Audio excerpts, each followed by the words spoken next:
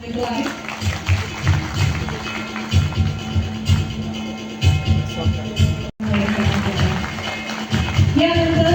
भागवत झाडे पुढील लाभार्थी आहेत. भागवत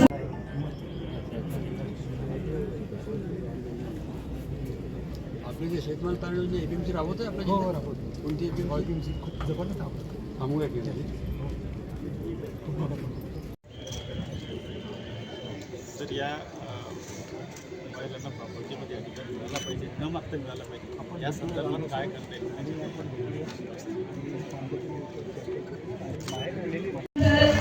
मी माननीय पोलीस अधीक्षक विष्णू पानसरे सर यांना विनंती करते त्यांनी पुढील लाभार्थी प्रदान करावं.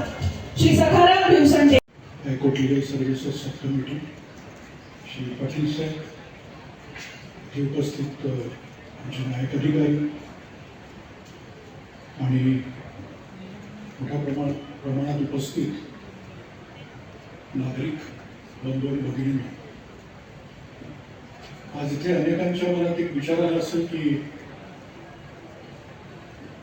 जे न्यायाधीश किंवा न्यायमूर्ती फक्त कोर्टातच पाहायला मिळतात, ते आज लोकांमध्ये कसे काय आहे.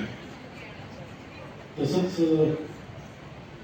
जिल्हाधिकारी साहेब, पोलीस अधीक्षक साहेब हे सगळे एवढ्या मोठ्या प्रमाणात एक कार्यक्रम होतो आणि या कार्यक्रमाच्या व्यासपीठावर उपस्थित आहे. त्याचं उत्तर मी तुम्हाला थोड्या वेळाने देईन. मी जेव्हा वकील होतो किंवा आताही जेव्हा न्यायमूर्ती म्हणून काम करतो, तसं लक्षात येतं की जसं मी वकिलीचं सांगितलं की वकिलीत माझ्याकडे अनेक पक्ष करायचे. एकदा एक जण आला म्हणाला की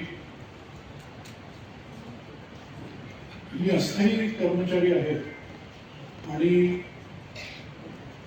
माझ्या गावात परत जाल तर तिथे जी काही माहिती आहे त्याचे पत्रक त्यांनी छापलेले आहेत, ते पत्रक घेऊन जा, आपल्या मित्रांना नातेवाईकांना त्याची माहिती द्या आणि ज्यांना ही सगळी टेक्नॉलॉजी कळते त्यांनी त्यांना शिकवावं स्मार्टफोनवरून कसं या योजनांपर्यंत पोहोचायचं, कसा या योजनांचा फायदा घ्यायचा. आणि जर आपण असं करू शकलो तरच या कार्यक्रमांना आपण म्हणू की खऱ्या अर्थाने अर्थ प्राप्त झाला. अन्यथा आम्ही आमचा वेळ इथे येऊन जो दिला तो व्यर्थ होऊन जाईल. कारण की मी पण नागपूरहून आलो कारण मला एवढंच वाटत होतं की असे कार्यक्रम वारंवार व्हायला पाहिजे, अशा कार्यक्रमातनं माहिती लोकांपर्यंत पोहोचायला पाहिजे, जास्तीत जास्त लोकांचा अशा कार्यक्रमातनं फायदा व्हायला पाहिजे.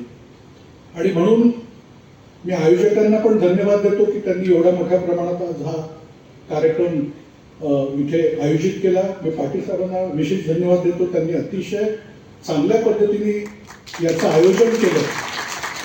आणि किरण पाटील साहेबांना परत एकदा धन्यवाद देतो की त्यांनी सहजपणाने हे एक चांगलं ॲप त्यांनी इथे आज आपल्यासाठी ओपन केलं. आपण याचा फायदा घ्यावा. आणि